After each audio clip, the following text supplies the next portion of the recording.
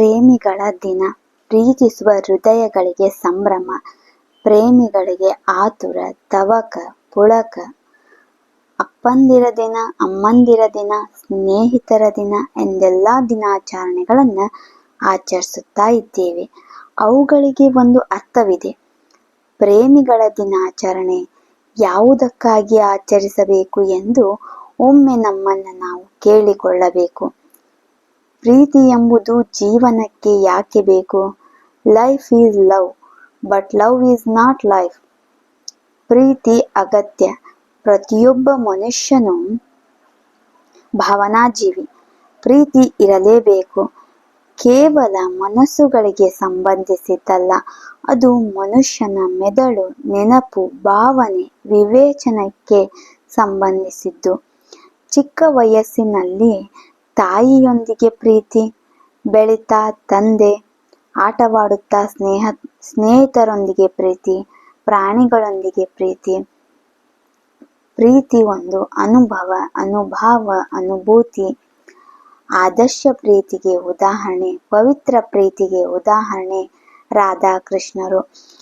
ಪ್ರೇಮಿಗಳ ದಿನ ಫೆಬ್ರವರಿ 14 ಬದಲಾಗಿ ಕೆಲವೆಡೆ 24 ಜೂನ್ 12 ಯಹೂದಿಗಳಿಗೆ ಆಗಸ್ಟ್ 15 ಪ್ರೇಮಿಗಳ ದಿನವೆಂದು ಆಚರಿಸಲಾಗುತ್ತದೆ.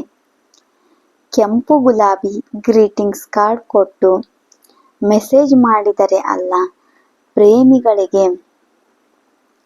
ಒಂದು ದಿನದ ಅವಶ್ಯಕತೆ ಇದೆಯೇ? ಸೈಕಲ್ನಲ್ಲಿಯ ಗಾಳಿ ಇದ್ದಂತೆ ಈ ಪ್ರೇಮ, ನೀರ ಮೇಲಿನ ಗುಳ್ಳೆಯಂತೆ. ಏಕೆಂದರೆ ಯಾವಾಗ ಬೇಕಾದರೂ ಒಡೆದು ಹೋಗಲು ಸಾಧ್ಯವಿದೆ. ಟೀನೇಜ್ ಅಂತಾರಲ್ಲ, ಅದು ಓದುವ ವಯಸ್ಸಿನಲ್ಲಿ. ಪ್ರೀತಿ ಪ್ರೇಮ ಎಲ್ಲ ಇದು ಪುಸ್ತಕದ ಬದನೆಕಾಯಿ. 13 to 19 ವಯಸ್ಸಿನಲ್ಲಿ ಪಕ್ವತೆ ಇರಲ್ಲ. ಆಕರ್ಷಣೆಯನ್ನು ಪ್ರೀತಿ ಎಂದುಕೊಂಡು ಆಕಾಶದಲ್ಲಿ ತೇಲಾಡುತ್ತಿರುತ್ತಾರೆ, ಭೂಮಿಗೆ ಬರುವುದೇ ಇಲ್ಲ. ಎಷ್ಟೇ ಹುಡುಗರು ಚೆಲುವಿನ ಚಿತ್ತಾರದ ಮಾದೇಶ್, ಹುಡುಗಿಯರು ಐಶ್ವರ್ಯ ತರ ಆಗುತ್ತಾರೆ. ಪ್ರೀತಿ ಎಂದರೆ ಹುಚ್ಚಾಟವೇ ಸಾಮಾನ್ಯವಲ್ಲ. ಒಬ್ಬರನ್ನೊಬ್ಬರ ಮೇಲೆ ಇರುವ ನಂಬಿಕೆ, ವಿಶ್ವಾಸ, ಹೊಂದಾಣಿಕೆ, ತಾಳ್ಮೆ, ತ್ಯಾಗ, ಅರ್ಥ ಮಾಡಿಕೊಳ್ಳುವ ಗುಣ ಎಲ್ಲವೂ ಬೇಕು.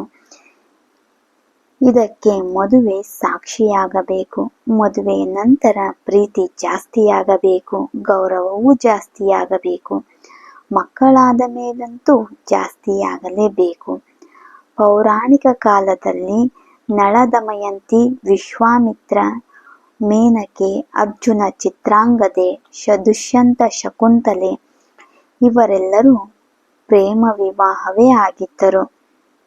ಆದರೆ ಇಂದು ಪ್ರೇಮಿಸಿ ಲಿವಿಂಗ್ ಟುಗೆದರ್ ಎಂದು ಮದುವೆಯಾಗದೆ ಒಟ್ಟಿಗೆ ವಾಸವಿರುತ್ತಿದ್ದಾರೆ.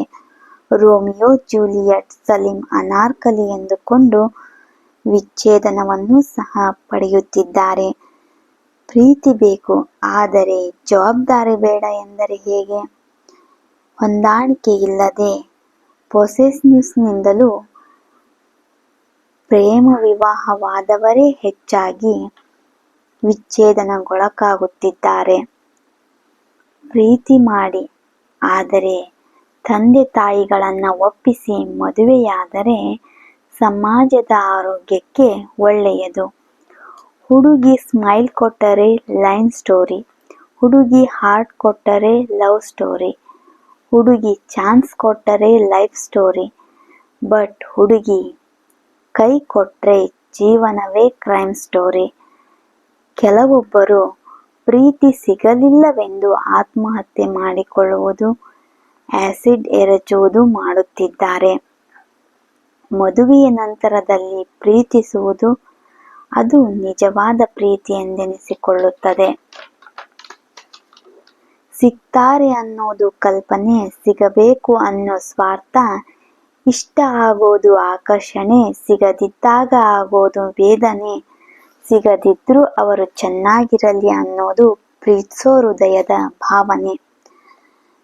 ತಾಜ್ ಮಹಲ್ ಅನ್ನು ತನ್ನ ಪ್ರೇಯಸಿಗಾಗಿ, ಮುಮ್ತಾಜ್ಗಾಗಿ ಶಹಜಾನ್ ಕಟ್ಟಿಸಿದ. ಆದರೆ ತಮ್ಮ ಗಂಡಂದಿರು ಹೆಂಡತಿ ಏನೂ ಕೊಡಿಸಬೇಕಿಲ್ಲ, ಪ್ರೀತಿ ತುಂಬಿದ ಮಾತು, ಪ್ರೀತಿಯಿಂದ ಸಮಯ ಕಳೆದರೆ ಸಾಕು. ಪರಸ್ಪರ ಹೊಂದಾಣಿಕೆ, ಸಹಬಾಳ್ವೆ, ತಾಳ್ಮೆ, ನಂಬಿಕೆ, ವಿಶ್ವಾಸ ಎಂಬ ಪ್ರೇಮ ಸೌಧವನ್ನ ಕಟ್ಟಬೇಕು. ಕೊನೆ ತನಕ ಜೊತೆಗಿರುವ ವಿಶ್ವಾಸ ಮೂಡಿಸಿದಾಗ ಪ್ರೇಮಿಗಳ ದಿನಕ್ಕೆ ಒಂದು ಅರ್ಥ ಬರುತ್ತದೆ. ಏನಂತೀರಾ? ಈ ಒಂದು ವಿಡಿಯೋ ಇಷ್ಟವಾದಲ್ಲಿ ಪ್ಲೀಸ್ ಲೈಕ್ ಮಾಡಿ, ಶೇರ್ ಮಾಡಿ, ಸಬ್ಸ್ಕ್ರೈಬ್ ಮಾಡಿ. ಧನ್ಯವಾದಗಳು.